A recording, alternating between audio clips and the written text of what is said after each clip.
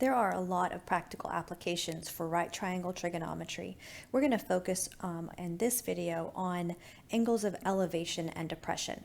So here you can see that when we're talking about the angle of either elevation or depression, what we're looking at is this angle that is really connected between the line of sight. So if I'm looking here horizontally and a horizontal line, right? So if I was standing here, say this is a person here over at X, it's our line of sight would be parallel with the horizon, and the angle of elevation would be obviously up from there. Here, maybe I'm at the top of a cliff. Again, my angle of depression occurs with my line of sight being horizontal to the horizon, and then an angle dropping down. So we have this idea of angle of elevation and depression that we're going to use to be able to answer this question here.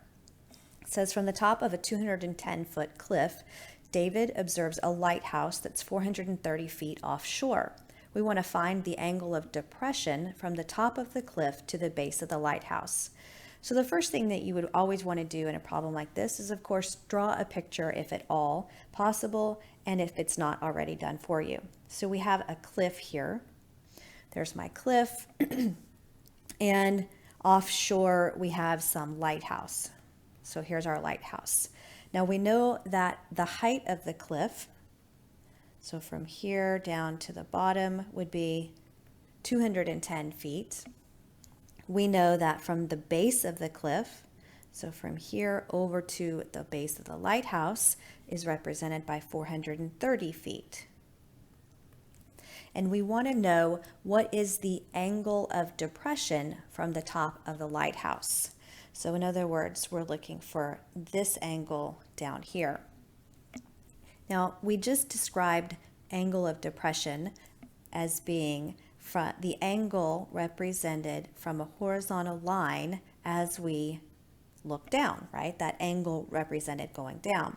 So this is the angle that we're looking for, but we can actually use some geometry rules to understand that if I have this horizontal line of sight, let's say at the top of the cliff, well, that is also parallel with what we'd assume the distance is from the base of the cliff to the lighthouse.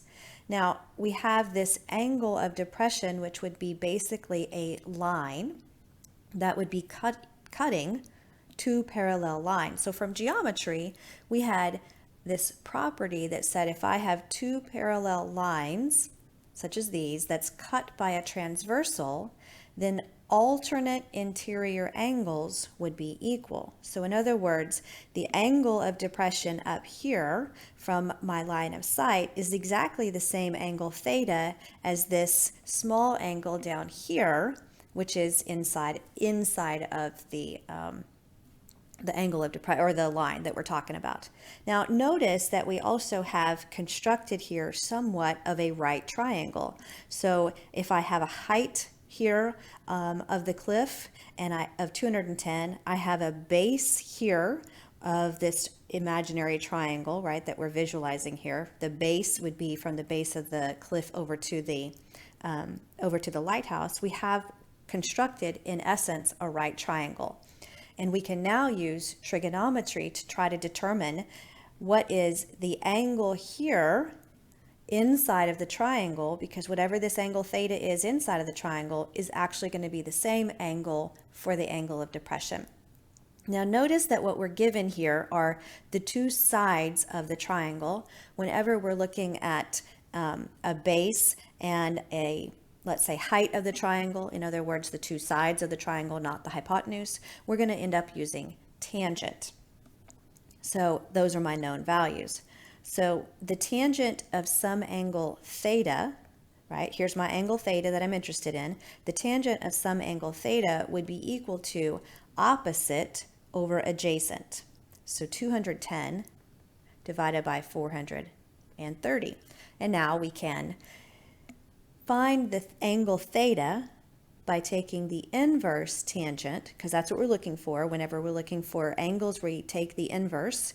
So the inverse tangent of 210 over 430. Now this would be in degrees. That's what we would want to find from our calculator.